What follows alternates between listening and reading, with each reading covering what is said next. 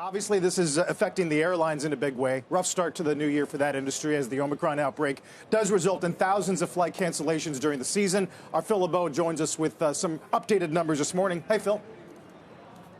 Hey, Carl, not good numbers in terms of cancellations. Look, there have been more than 15,000 flights canceled over the last 10 days of last year all the way into the beginning of this year, and it continues this morning. These are the latest numbers from FlightAware. More than 1,800 flights canceled today. That number is going to probably increase a little bit more. Yesterday, 2,400, 2,700 on Saturday. We've seen this day after day after day, and this is mainly because you've got two things happening. You've got staffing shortages because of the COVID, the Omicron variant that has been hitting the airlines hard in terms of pilots, flight crews, maintenance crews, you name it, they're being impacted. And at the same time, you've got some winter weather.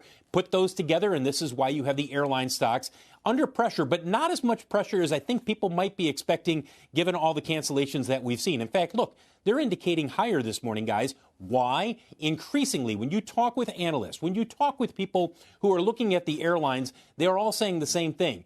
Yeah, we knew the first quarter was going to probably not be great. Okay, so it'll be worse than what we were expecting, but is it the end of the world? No. Many believe that it will get better in the summertime once you get past this wave of Omicron.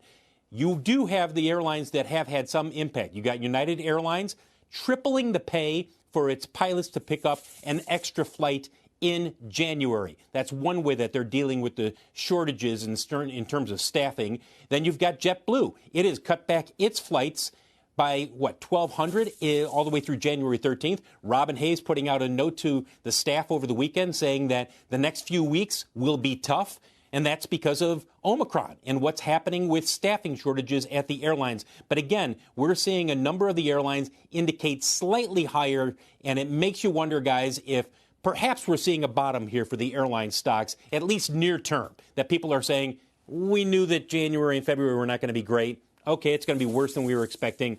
Let's look out to the second quarter and third quarter. You know, Phil, your stuff has been spot on. And I agree that we could get a bottom in consumer travel. But J.P. Morgan, Michael Sembles, put out an amazing piece this weekend called Reflation Endgame. And he just basically said, look, business travel, it's just not going to happen.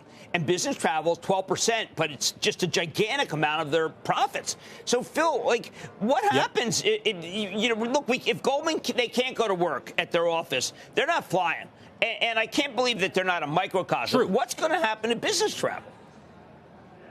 I think near term, it gets pushed out even further. And we're starting to hear that when you talk with the airline executives, they say it's going to be a little more of a challenge than we thought it would be in terms of corporate travel.